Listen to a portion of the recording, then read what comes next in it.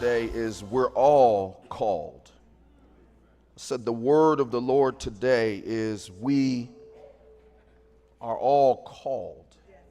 And our text for today is the book of Genesis and chapter 37, and I'm reading through verses 18 through 28 in your hearing. Now, when they saw him afar off,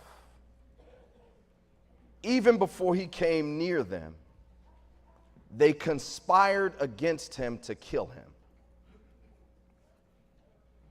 Then they said to one another, "Look, this dreamer is coming. Come, therefore, let us now kill him and cast him into some pit. And we shall say some wild beast has devoured him. Then we shall see what will become of his dreams."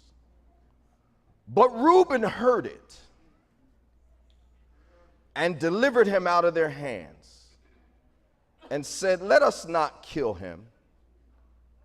And Reuben said to them, "Shed no blood, but cast him into this pit which is in the wilderness, and do not lay a hand on him, that he might deliver him out of their hands and bring him back to his father."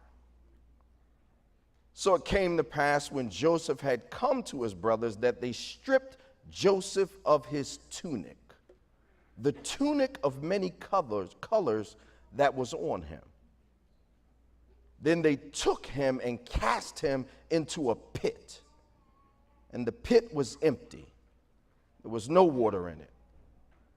And then they sat down to eat a meal. Jesus. Then they lifted their eyes and looked, and there was a company of Ishmaelites coming from Gilead with their camels, bearing spices, balm, and myrrh, on their way to carry them down to Egypt. So Judah said to his brothers, "What profit is there if we kill our brother and conceal his blood? Come and let us sell him to the Ishmaelites, and let not our hand be upon him, for he is our brother and our flesh." And his brothers listened. Then Midianite traders passed by, so the brothers pulled Joseph up and lifted him out of the pit and sold him to the Ishmaelites for 20 shekels of silver. And they took Joseph to Egypt. Today we get out of the pits. Today we move to the place where we're no longer dependent upon the favor or even the position of our natural families. And we are moved over to a dependence only on the Heavenly Father. Today, they thought they threw us into a dry and empty pit, but little did they know that the pit was filled with God. To the natural eye, it looked as though nothing was in it, but it was filled to overflowing with God Himself. And today, by the person of the Holy Spirit, some of us are going to be transported to events and experiences in our past.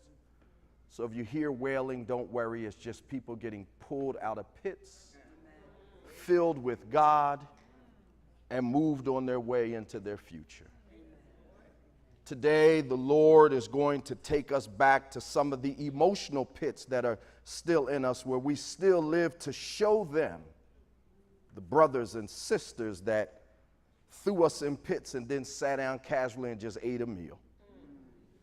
It was nothing for them to do what they did. And some of us still have pits in ourselves because we rehearse and rehearse and rehearse, and we confess to ourselves that I'll show them one day. But the problem is that when we are full of the desire to show them one day, we can't bring glory to Him one day. So God therefore has to close up some pits in us today by filling those pits with himself. Today we're going to find out that life's lowest experiences are connected to our highest callings. And if our lowest experience don't get filled up and redefined, then we'll never soar to the heights that God has called us to, because we'll continue in the cycle of the moment that the glory of God is seen on us, it becomes something for us to show them rather than for God to be able to put us on display to the world. Our days of living for vengeance must get behind us now. Some of us have full, well, right reason to want vengeance with some people, because folks have experienced stuff just like Joseph did. This isn't only found on the pages of our Bible.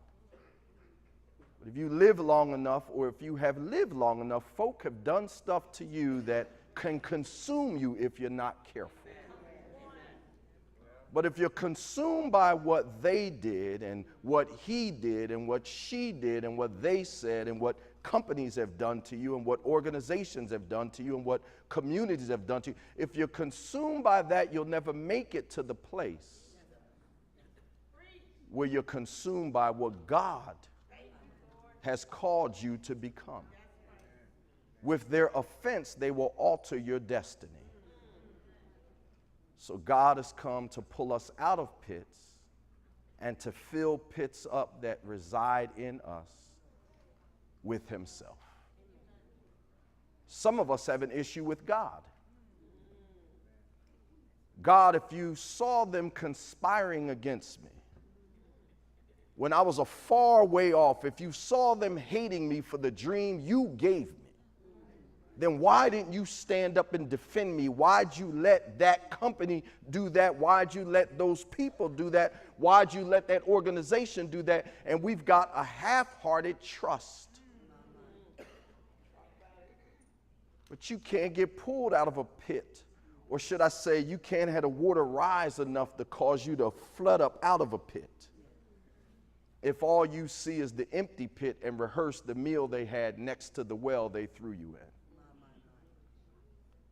Somebody say, today is a pivotal day in my life.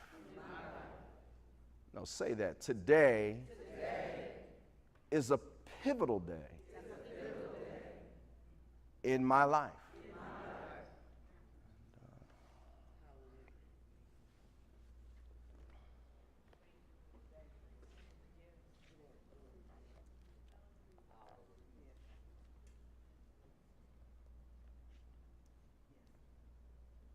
Now, when they saw him afar off,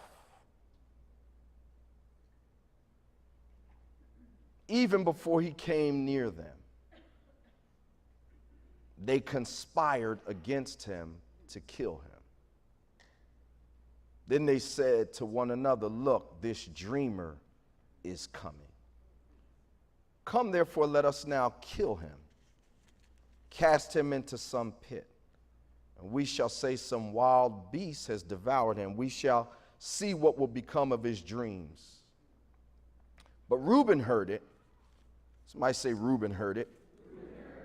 And he delivered him out of their hands and said, let us not kill him. And Reuben said to them, shed no blood, but cast him into this pit which is in the wilderness, and do not lay a hand on him, that he might deliver him out of their hands. And Reuben's plan, the last part of this sentence tells us, was to bring him back to his father, his natural father. Every one of us in this room, every one of us in the overflow is called to become. Let's say it again. Every one of us in this room, everyone sitting in the overflow, every one of us is called to become. There's actually two callings on everybody's life. The first calling is a general calling that is on our lives. It is a calling to come into covenant relationship with Jesus Christ. It's a calling that is over all of humanity, the calling that all of humanity shares. It's a general calling to come into covenant relationship with Jesus Christ, to be born again. That calling is also connected with that when I come into covenant relationship with them, the general calling that stays on my life is to become more like Jesus. Everybody say, I'm called to become more like Jesus. But there's a second calling that is on all of our lives. But this calling is specific and unique to each of our lives. We share the fact that there is a second calling, but the second calling is not a general calling. The second calling on all of our lives is a specific calling. All of us individually are called to, in a unique and specific way, to give light to the glory of God.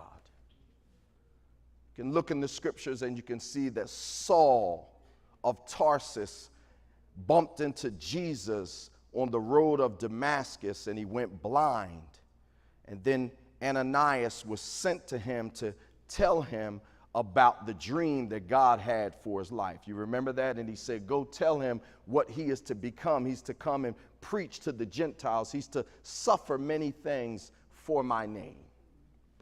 See, it was a specific calling that was over Saul of Tarsus. During Esther's life, Vashti was the queen, and the king had been drinking and had become drunken. He was having a party that was a party that lasted for a long time.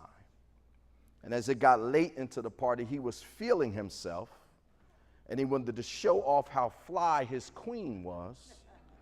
So he called for her to come in, but Vashti was tired of being paraded around by this drunken man, and she refused to come out.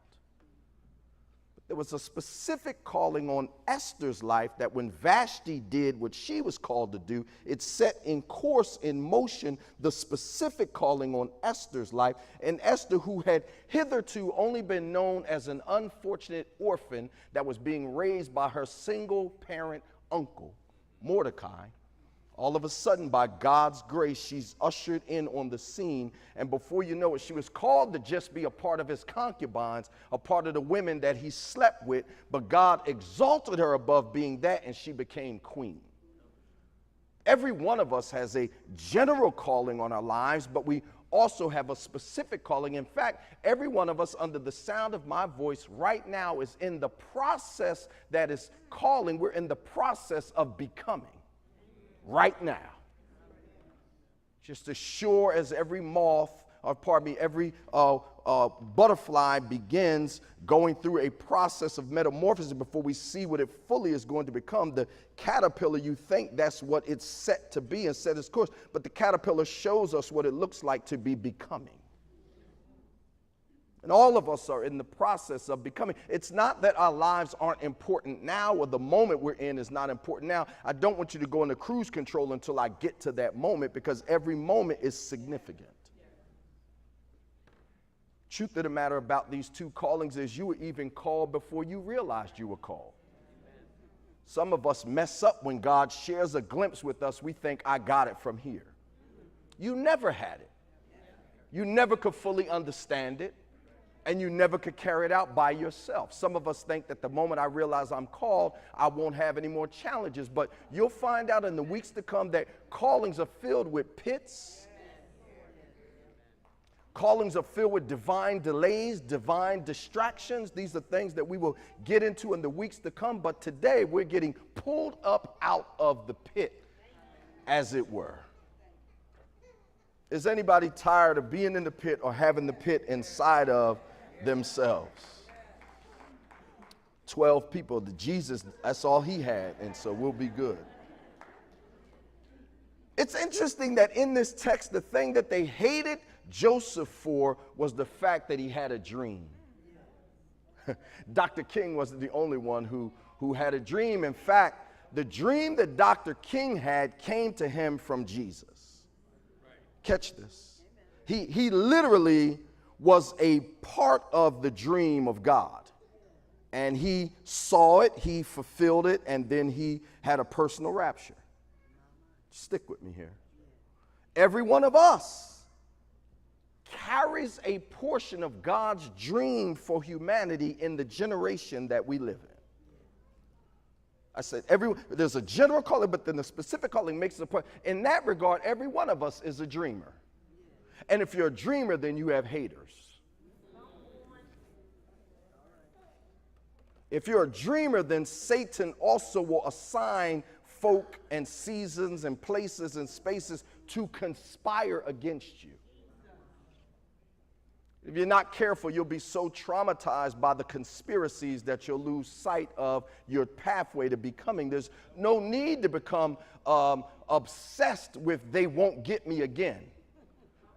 What we must be obsessed with is who has us. Are we tracking? Somebody say we're all dreamers. And it's critical for dreamers to understand this one truth. Every pit in our lives must surrender to the plan of God. They meant one thing for it, but every pit in our lives must surrender to the plan of God, or else God ain't sovereign, and he is. So that means even our haters ultimately end up working for God.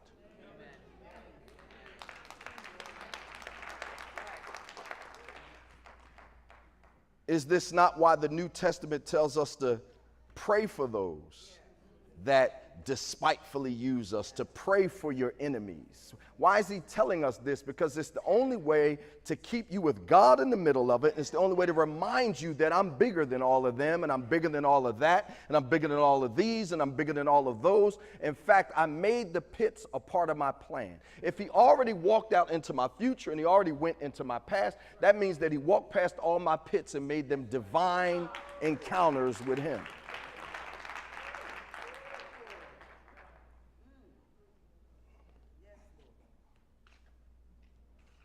Every pit in our lives must submit to the plans of God. He had 11 brothers. I think Benjamin was born at this time. I'm not sure. I should have checked. But ultimately, he had 11 brothers. 9 of them conspired to kill him. 2 of them desired to save him. But none of them knew that this dysfunctional family that had 12 boys by 4 different women would one day be Israel. None of them knew that they were going to become the tribes of Israel. These dudes were murderers and conspirers and jealous and selfish and angry over one that had a dream and never realized that the one's dream connected to all of their lives.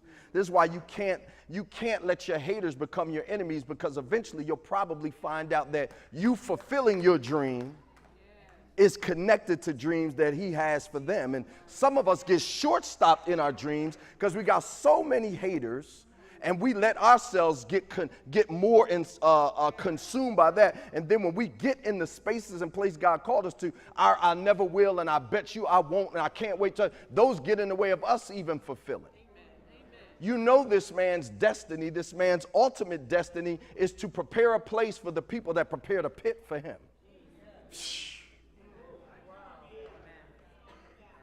So part of our destiny could be to prepare a place for the folk that prepared a pit. Then we need to start looking at people a whole lot differently.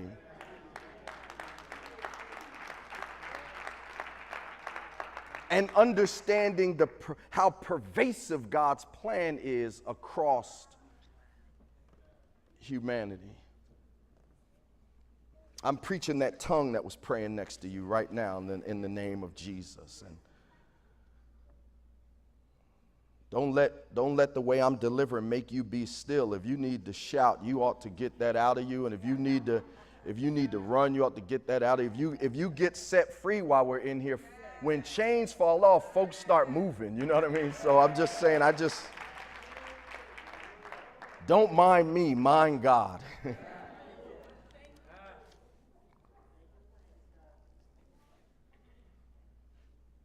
So it came to pass, verse 23, when Joseph had come to his brothers, that they stripped Joseph of his tunic, the tunic of many colors that was on him. Then they took him and cast him into a pit.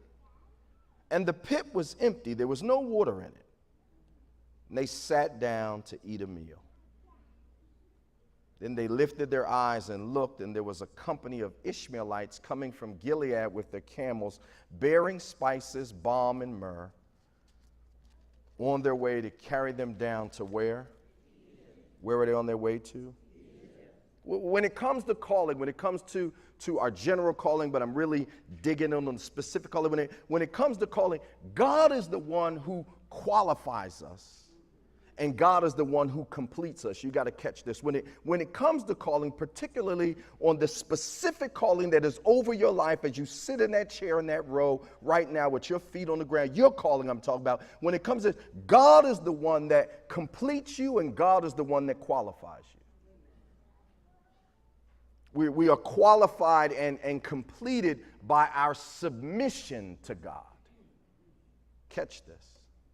If we understand this, that we're qualified and completed by God, and that we access the qualification and the completion that God has for us by submitting to God, then we can catch this. Our ultimate ability to become what God has called us to become, to manifest his dreams through our lives, is rooted in our submission to him. And here comes the challenge, because oftentimes when we get thrown into pits, we're done with God. This is where the wandering and the repetition of, didn't I see this before? Didn't I experience this before? How does this keep happening in my life? It keeps happening because there's a part of your faith that short circuits.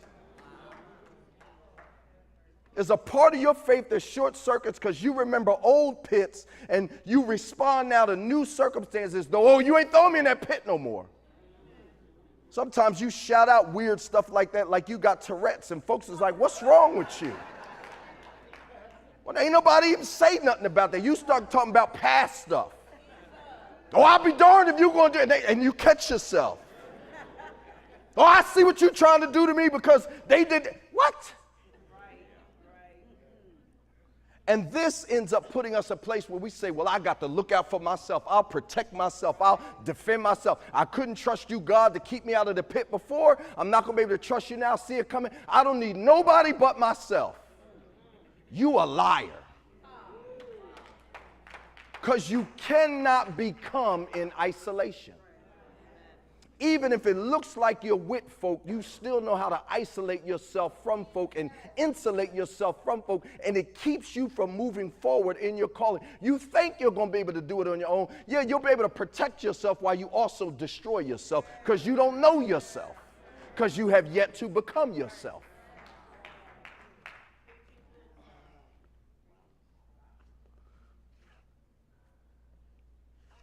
Our abiding in him. Somebody say that, our abiding. Our abiding in him is the key to our fruitfulness. Yes, Lord. I don't understand. I don't agree. I feel scared. This reminds me of when I'm looking crazy right now. I'm going to just let him be a doormat. I'm going to just be a doormat again. All right, Lord. I'm just... Your friends are whispering, they talking, but you must abide in him. It's the key to our faithfulness. Joseph was a dreamer, and dreamers are distinctive because dreamers are always, stuff triggers their dreams all the time. You follow me? You ever talk to somebody who's rehearsing a dream? And you talk to them, you can't hardly have a full conversation with them because everything you say, oh, you know what, that reminds me of what I'm working on right now. But it's a dreamer. The key here, though, is to confirm where our dream comes from. Oftentimes we have fragments of the dream, pieces of the dream, parts of the dream. That was a group, what a piece of a dream. We often, that was free. Often we have parts of it, but we don't have the fullness of it because we're not submitted. We're afraid that somebody's going to try to take the dream or tell us we don't qualify for the dream or tell us we're not enough for the dream. So we're often like orphans, grabbing the dream off the table and running and trying to eat it in the corner. But the dream is designed for a context, a relational context and a geographical context and a historical or time frame context. God is specific.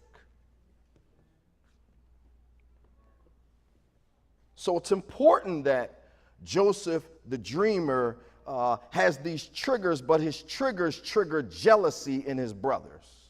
There's a few things that are in the text that I just want to point out, then we can run real fast. So Joseph had this coat, but whenever they saw the coat reminded them of the favor of their father that was on his life. And he ought not have had the coat, because culturally, the oldest was the one that should have had the coat. Reuben should have had the coat on. But it's interesting that Reuben, the one that should have had the coat on, even had insight into the fact that Joseph was cool with the coat, because Reuben is one of the two, Judah was the other, who saves the brother. So he's like, I'm not hating on him. I see something special in him. But the other ones hated on him. Oftentimes, it's secondary folk that hate on you and try to convince you that the primary folk hate you, and then you end up abandoning and aborting God's plan and intention. And don't get me wrong, I'm not putting people in the class, I'm talking about influence and authority. We tracking? You got to listen to this like 10 times, but it'll be all right. Reuben is the one that saves them, but the coat reminded them that the father broke the order and put a coat of favor on the younger brother when he should have put it on the older brother. So the first thing they did when they saw him was ripped off that coat that reminded them of the favor of the earthly father. Rip that off this joker. Think you something because you got a coat. They probably just rip, they just... And since this was a place where they watered livestock at, where they watered grazing animals at, there were wells, deep wells and pits everywhere. So they ripped the coat off and then decided to throw him in a pit. I'm sure he must have been somewhat injured when they threw him down into this hole. I don't know how deep it was, but it was deep, because to get the water, you got to go deep below the surface. And this one had been dug down and had no water in it. So it's kind of, you like keep digging until you get the water. They threw him into a dry pit. You got to catch this, because if you see the folk that take your coat and throw you in the pits more than you look for God, then you'll end up in dry places all the time. You'll end up in those spaces, and maybe some of us are there right now, and God's coming to get you. This is the first pit grab right now. So maybe you end up in those spaces because when folks say stuff to you, it starts reminding you of stuff, you start thinking about stuff, you go back into your cycle maybe mentally and emotionally, and the next thing you know, you're in a dry place. You're like, I just feel like I'm not hearing from God. I don't even feel like praying right now. I don't even think I'm going to go to Peace Cell this week. I really don't want to see them. Tired of seeing them happy and bubbly, and I'm not feeling happy and bubbly, and I don't want them tossing no question to me because I'm not in the mood for that this week. So you start to draw back. Your drawing back intensifies the dryness, and the next thing you know, you're just in a pit. But others, like Joseph, get thrown into a pit, and for the first time in his life, he realized that I don't need to depend on the favor of my earthly father. Because the favor of his earthly father will never get him where God's trying to get him to. Some of us still holding on to our natural relationships, thinking that they're going to get us to supernatural places. They can't. Best thing a natural relationship can do is prepare you, but it can't propel you. Sometimes we looking at the preparing relationships to be the propelling relationships, and we mad because the preparation didn't propel. But at some point, your dependency has to move from the earthly to the supernatural. And unfortunately, God often used means that we would not to get it done. So he says, yeah, write it in the script to throw the brother in a pit. But when he gets in the pit, I'm going to catch him, and I'm going to be right there. And he and I are going to have an encounter, and we're going to commune, and I'm going to fill the pit up and cause the Ishmaelites to come and get him out, because I need a one-way ticket for him right now to Egypt.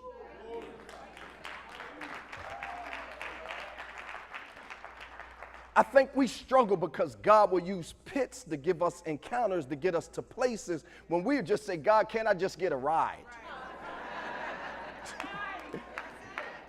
Can't I just go to school for this? Can't I just get a degree for this? Can't you have somebody just come mentor me for this? No, you got to end up in some spaces and places and in some pits in your life where can't nobody get you out but God.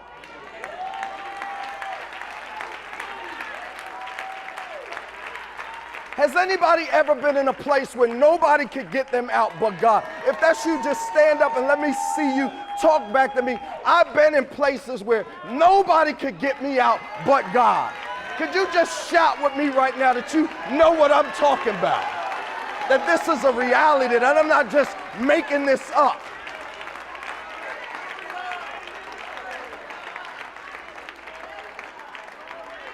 God ordains pits. God ordains pits. But we've made comfort our God so much that we can't even see the God of comfort.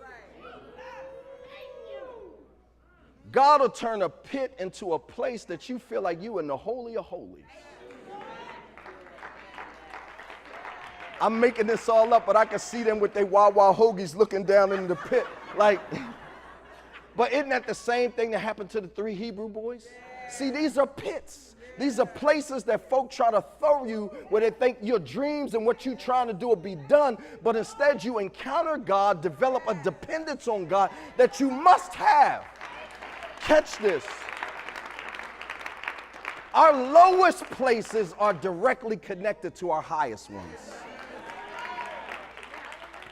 And too often, our lowest places keep us in a low place because we keep rehearsing what happened and promising ourselves it ain't going to happen again. So whenever it looks like it's setting up like what it was before, we black out.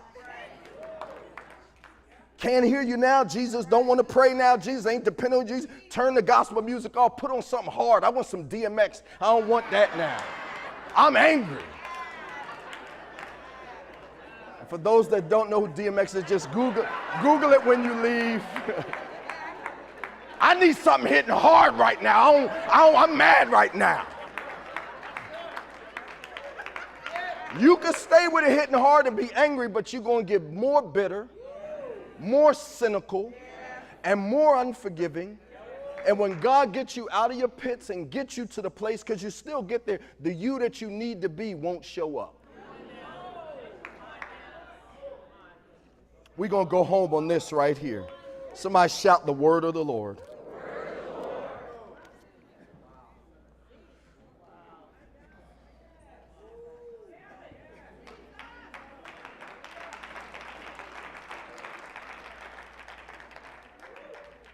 We're going on right here, verse 26 through 28. So Judah, first Reuben stood up for him, but now, so Judah said to his brothers, what profit is there if we kill our brother and conceal his blood? Come and let us sell him to the Ishmaelites, and let not our hand be upon him, for he is our brother and our flesh. And his brothers listened. Then Midianite traders passed by, so the brothers pulled Joseph up and lifted him out of the pit and sold him to the Ishmaelites for 20 shekels of silver. And what did they do with him? Where did they do what they do with him? They took him to Egypt. How do I know that Joseph encountered God in the pit? You're just making this up, preacher, to make it sensationalized today? No, I'm looking at the text because Genesis 30, and we might deal with that, goes into his family past, but by the time we get to Genesis 39, we see that Joseph is brought down into Egypt. He's sold, and he goes to Potiphar's house. And it ain't but a few verses into chapter 39 that the scriptures say that the Lord was with him, and he was a prosperous man. Now, slaves that show up on their first couple of days into their servitude are not normally referred to as being prosperous. But here's what you got to realize. When the tunic got taken off of him, the glory of God got put on him.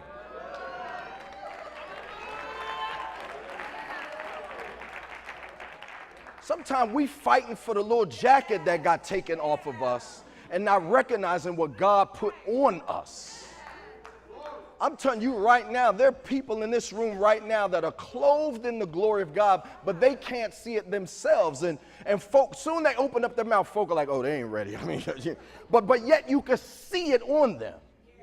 You can see the glory of God. You can see the influence of God. You can see the dignity of God. You can see the awesomeness of God. You can see the splendor of God on them, but they just don't know how to walk in it yet.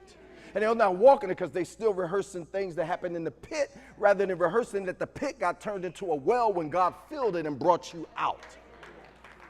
If you are here right now, you're here right now because God still has dreams that have yet to be fulfilled in your life, and God is determined to get them fulfilled in your life. Nothing in your past disqualified it, nothing in your present disqualifies it, and nothing in your future disqualifies. God is the one that qualifies us, and He is the one that prepares us as we submit to Him. The only thing missing right now is our submission. For some of us, the only thing missing right now is a deeper dimension of submission. Some of us, the only thing missing right now is when we submit, then God's going to say, forgive and let that go and walk with me. You've given up 3/4 of your heart to that. It's not there available for me. And I'm jealous. I want all that for me. You ever been in a relationship with somebody and they're still bringing up hurts from the other relationship? You ever interviewed somebody for a job, and when you ask them a question, they bring up what happened in the other job? Right away, you make a little tick mark like, don't hire them.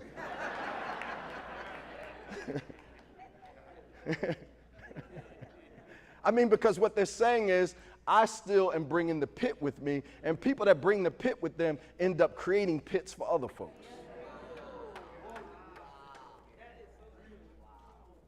Sometimes God has to, but I love what happens on the other side of it, because sometimes God has to create pits to show us that He's a well. And when Joseph realized that God was a well, by the time Joseph got to Egypt, Joseph was watering everywhere he went. Everywhere he went, because Joseph was no longer tied to the coat of his father. He was tied to the glory of God. He was submitted to God, and as a result of that, he knew how to function in what he was called for. Some of us think, I can't wait to get out of this part because I want to get to the next part. You don't live your life like a meal.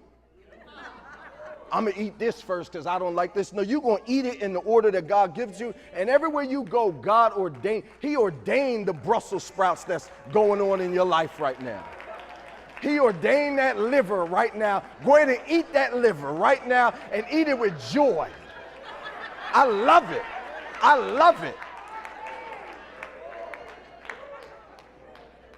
If you live seasons of your life saying, I can't wait for the next season, you won't be ready for the next season. So many of us want to get to the place where I'm fully in my calling, and you can't even rest in your becoming. I ain't putting you up there yet. You're going to hurt something. He was an arrogant dreamer with a fancy coat when he went in. Let's say that again. He was an arrogant dreamer with a fancy coat when he went in, but when he came out, he was a humble servant that was clothed with the glory of God. And that humility and that gratitude is what we're going to need for the heights that God is calling us to. Even as the service was getting ready to start, I was just praying in the Spirit, and as people coming up the altar, I was praying in the Spirit, and I could see people in their pits, but in their pits, God is preparing them for dependence on Him. But the humility and the gratitude that gets created in the pits is what keeps you a son or a daughter no matter how high you are. Some of us, if we get up a little high, it's going to be a mess. Because we're scared of heights. We've been a pit dweller all our lives. We haven't encountered God robustly enough, and we think the only thing missing from our lives is a little more money and a couple gold teeth. The money and gold teeth ain't going to help you. Oh, you don't want the money and the gold teeth? But we think all I need is this. What you need is what's accessible to you right now, Him. He is right there.